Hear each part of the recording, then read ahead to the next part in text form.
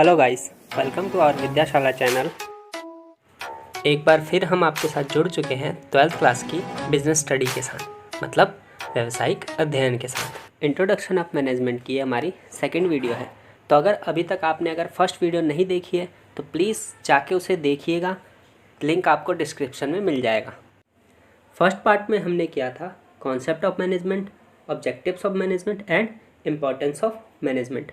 आज हम करने वाले हैं management as science, art and profession.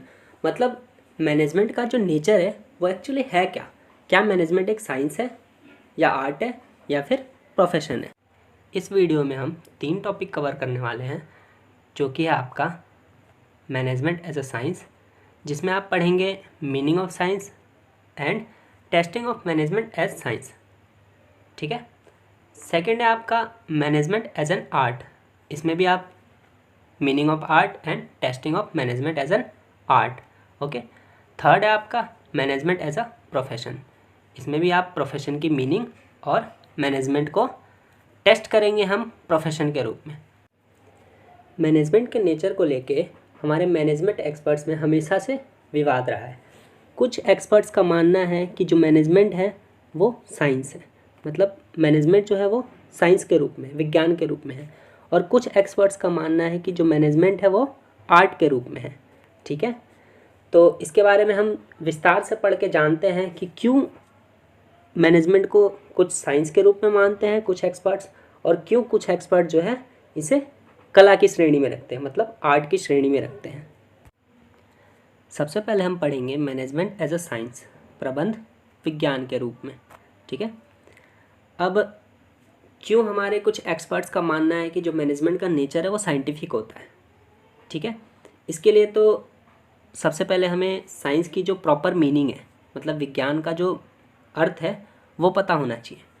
तो आइए विज्ञान का अर्थ जो है उसे समझते हैं पहले, कि साइंस जो है वो 3 चीज़ों पे टिका है। ठीक है। जो भी साइंस के प्रिंसिपल्स हैं वो 3 चीज़ों पे टिके हुए हैं: ऑब्जर्वेशन, अवलोकन, एक्सपेरिमेंट्स, प्रयोग, और वेरिफिकेशन, मतलब प्रमाण। कि साइंस में आपके जितने भी प्रिंसिपल्स एंड लॉज हैं वो जो है इन्हीं 3 चीज़ों पे आधारित हैं। ठीक है। चाहे वो किसी से भी रिलेटेड हो, उनका सबसे पहले तो ऑब्जर्वेशन किया होगा, मतलब उसके बारे में जानकारियाँ इकट्ठा की होगी। उसके बाद उन जानकारियों को लेके उस पर क्या किया गया होगा, एक्सपेरिमेंट किया गया होगा।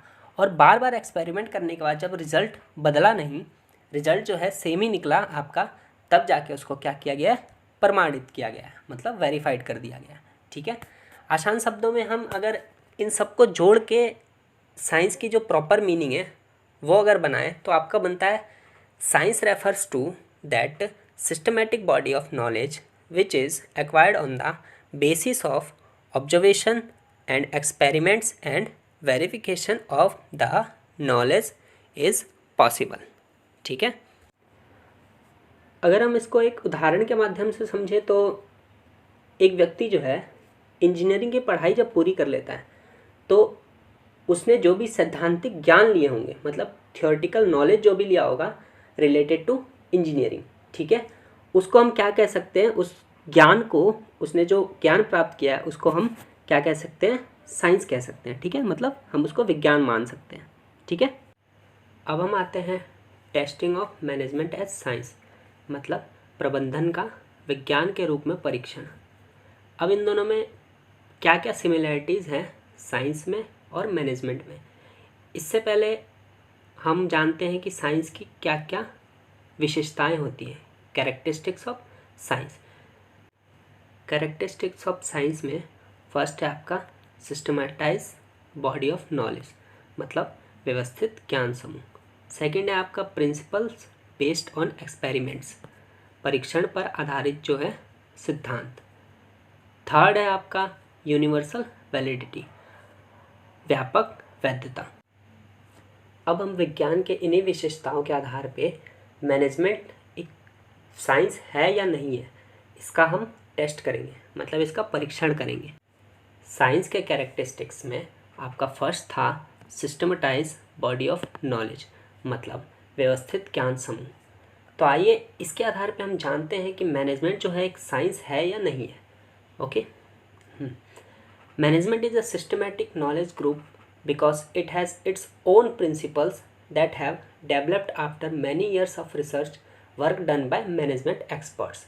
मतलब ये कि विज्ञान की तरह ही मैनेजमेंट में भी जो है वो क्या है, क्रमबद्ध ज्ञान समूह है। ठीक है, मतलब व्यवस्थित ज्ञान समूह है, क्योंकि इसके पास अपने सिद्धांत हैं। जो मैनेजमेंट है उसके अपने प्रिंसिपल्स हैं जो कैसे डेवलप किए गए हैं।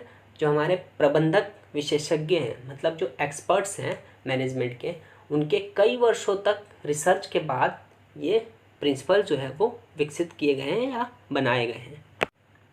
सेकेंड है आपका प्रिंसिपल बेस्ड ऑन एक्सपेरिमेंट, मतलब परीक्षण पर आधारित सिद्धांत। ठीक है, the principles of management developed after many years of collection and analysis of facts.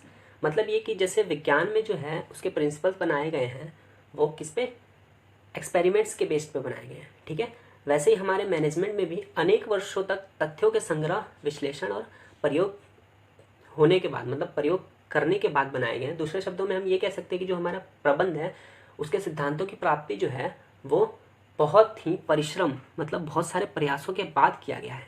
ठीक है, थर्ड है आपका यूनिवर्सल वैलिडिटी।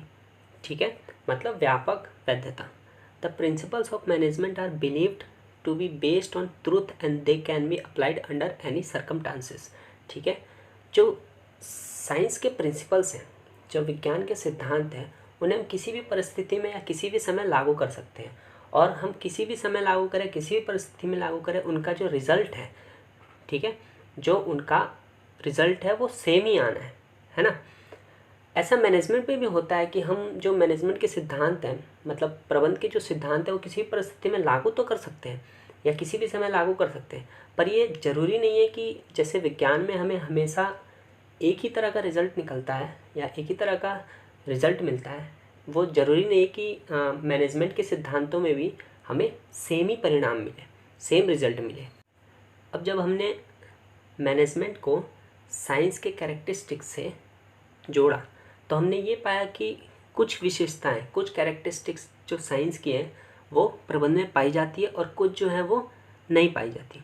ठीक है, तो इससे हमारा कंक्लूज़न निकलता है, मतलब निष्कर्ष निकलता है कि जो हम मैनेजमेंट है उसको साइंस मान तो सकते हैं, पर क्या एक परफेक्ट साइंस नहीं मान सकते, मतलब पूर्ण रूपेण विज्ञान नहीं मान सकते। हम इसको एक व्यवहारिक विज्ञान मान सकते हैं, मतलब अप्लाइड साइंस, जो प्रकृति के अनुसार परिवर्तित होते रहते हैं, मतलब बदलते रहते हैं। ठीक है, परिस्थिति के साथ या प्रकृति के साथ बदलते रहते हैं। इसको हम इस तरह लिख सकते हैं, management can not be considered purely science but we can consider it as applied science because the principles of management is not so rigid as the principles of science.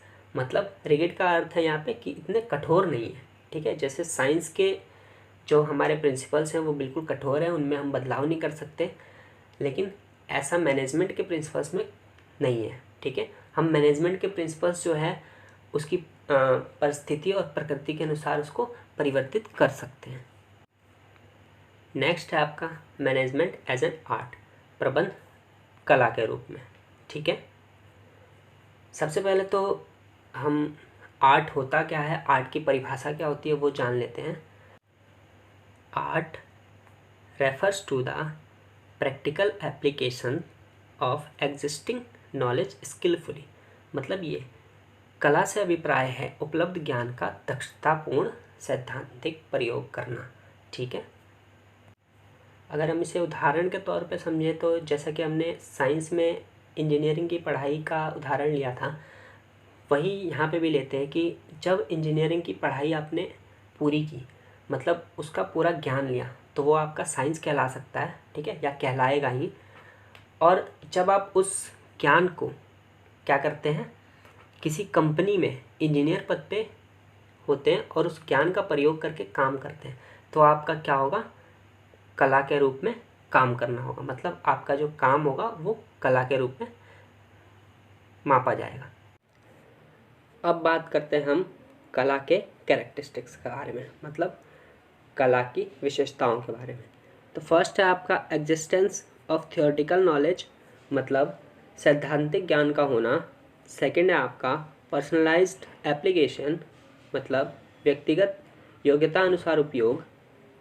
Third है आपका based on practice and creativity मतलब व्यवहार एवं रचनात्मक पर आधारित।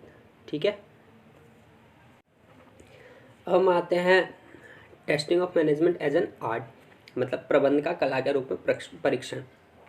जो भी हमने कैरेक्टरिस्टिक्स पढ़े आर्ट के मतलब जो भी विशेषताएं पढ़ी कला की, अब उसके साथ हम मैनेजमेंट का परीक्षण करेंगे कि प्रबंध जो है कला के रूप में स्वीकार्य है या नहीं है। तो फर्स्ट था आपका एग्जिस्टेंस ऑफ थियोरेटिकल नॉलेज मतलब सैद्धांतिक ज्ञान का होना। Art is always based on theoretical knowledge. Similarly theoretical knowledge is also available in some area of management मतलब ये कि कला जो है हमेशा सैद्धांतिक ज्ञान पर आधारित होता है। ठीक है, जैसा कि हमने उसकी विशेषताओं में पढ़ा। अब इस ज्ञान के आधार पर एक व्यक्ति जो है, एक आदमी जो है वो समझ सकता है कि किसी भी विशेष काम को कैसे पूरा किया जाना चाहिए। ठीक है, अब प्रबंध भी एक कला के रूप में है। क्यों? क्योंकि प्रबंध में भी विभिन्न क्षेत्रों में मतलब अलग अलग क्षेत्रों में बहुत सारे सैद्धांतिक जानकारियाँ जो है या सैद्धांतिक ज्ञान जो है वो उपलब्ध है। सेकंड है आपका पर्सनलाइज्ड एप्लीकेशन मतलब व्यक्तिगत योग्यता अनुसार उपयोग। ठीक है, इसको विस्तार से पढ़ते हैं। Different people use the available theoretical knowledge in different ways. This feature of art is also found in management.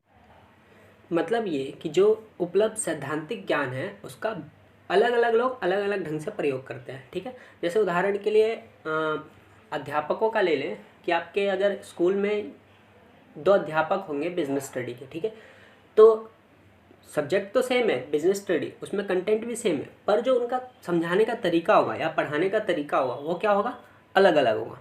ठीक है, ऐसे ही प्रबंध में भी है कि सिद्धांतों को जो हमारे जितने भी प्रबंधक विशेषज्ञ हैं उन्होंने सिद्धांतों के जो मैनेजमेंट के सिद्धांत हैं उनका सेम ही है, सिद्धांत तो सेम है पर उनका अलग अलग प्रयोग किया है। ठीक है, थर्ड और लास्ट है आपका based on practice and creativity मतलब व्यवहार एवं रचनात्मकता पर आधारित।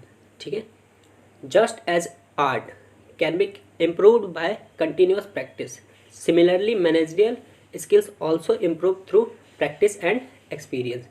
मतलब जैसे कि आर्ट में है लगातार अभ्यास के साथ किसी भी चीज़ को सुधारा जा सकता है। ठीक है, किसी भी गलती को सुधारा जा सकता है। वैसे ही प्रबंध में भी कुशलता बढ़ती है। कैसे बढ़ती है और उसमें सुधार कैसे आता है? लगातार अभ्यास और अनुभव के साथ। ठीक है, जैसे जैसे हम अभ्यास करेंगे उसमें कुशलता बढ़ती जाएगी और हमारी गलतियां जो है वो क्या होती जाएगी, कम होती जाएगी। अब जैसा कि परीक्षण के बाद हमने पाया कि कला की जितनी भी विशेषताएं हैं मतलब आर्ट के जितने भी कैरेक्टरिस्टिक्स हैं वो मैनेजमेंट में पाए जाते हैं। तो हम ये कह सकते हैं कि मैनेजमेंट को जो है एक आर्ट के रूप में हम एक्सेप्ट कर सकते हैं। मतलब मैनेजमेंट जो है एक आर्ट है। नेक्स्ट टॉपिक है आपका मैनेजमेंट एज अ प्रोफेशन मतलब प्रबंध एक पेशे के रूप में। ठीक है, आइए इसकी मीनिंग जानते हैं कि प्रोफेशन होता क्या है, प्रोफेशन की परिभाषा क्या होती है। Profession refers to that economic activity which is conducted by a person having some special knowledge and skill which is used in partially to serve various section of the society. मतलब पेशे का अर्थ उस आर्थिक क्रिया से है जो एक विशेष ज्ञान और कुशलता प्राप्त व्यक्ति द्वारा समाज के विभिन्न वर्गों की निष्पक्ष सेवा करने के लिए की जाती है।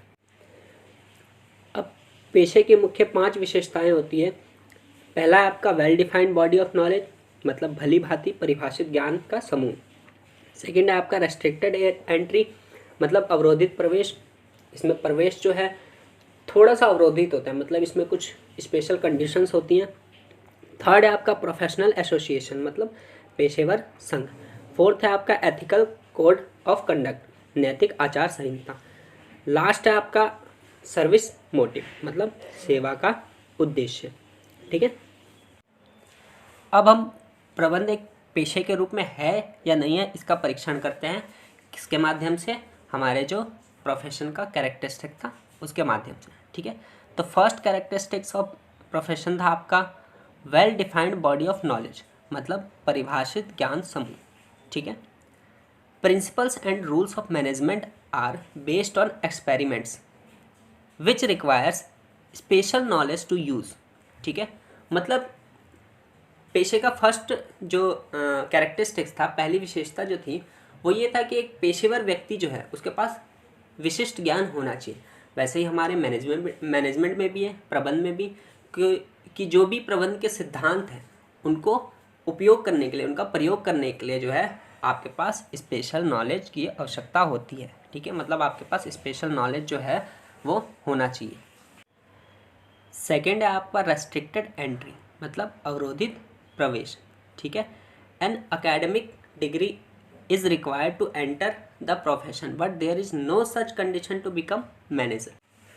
मतलब कि पेशे में प्रवेश होने के लिए एक शैक्षिक उपाधि का होना आवश्यक है, ठीक है।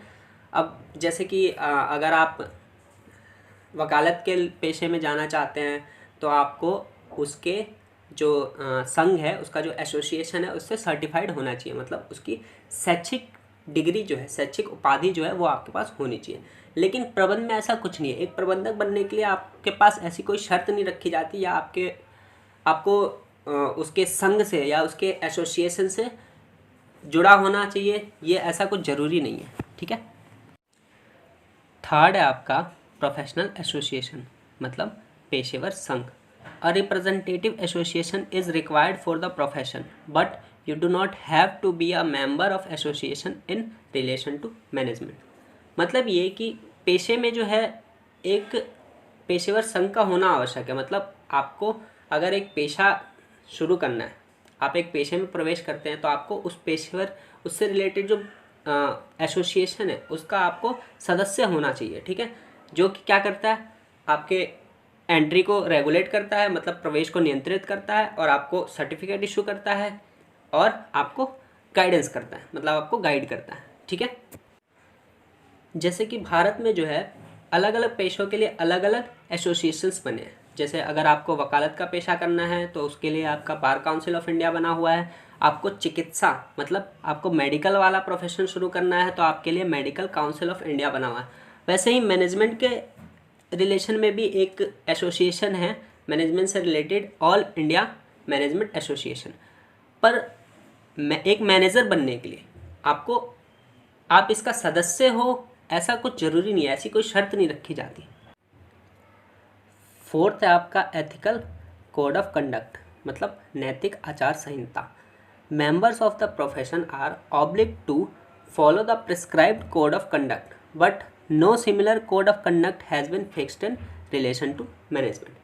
मतलब पेशे के सदस्य के लिए क्या है, आचार संहिता निर्धारित है, उनको उसका पालन करना पड़ता है, ठीक है। वो उसके पालन के लिए बाध्य होते हैं, ठीक है ना। और पेशेवर जो हैं व्यवहार का मार्गदर्शन करने के लिए अपने बनाए गए या जो उनके संघ है उनके बनाए गए नियमों और अधिनियमों के अनुसार ही व्यवहार करते हैं, ठीक है। पर हमारे मैनेजमेंट में ऐसा कुछ निश्चय नहीं किया गया, मतलब ऐसी कोई आचार संहिता निश्चित नहीं की गई है। लास्ट है आपका सर्विस मोटिव, मतलब सेवा उद्देश्य। The main purpose of the profession is social service but there is no such things in relation to management but the social responsibility of manager is a service to society. मतलब ये कि एक पेशेवर जो होता है उसका मुख्य उद्देश्य होता है समाज की सेवा, ठीक है। वो निष्पक्ष कार्य करता है और समाज के प्रत्येक व्यक्ति के साथ उसका व्यवहार और जो उसकी आचार संहिता होती है वो क्या होती है, बराबर होती है। लेकिन प्रबंध में ऐसा कुछ नहीं है, ऐसी कोई आचार संहिता निर्धारित नहीं की गई है। पर फिर भी प्रबंधकों का जो है सामाजिक उत्तरदायित्व बनता है कि वो समाज के विकास में अपना योगदान दें और समाज में आचार संहिता का पालन करें।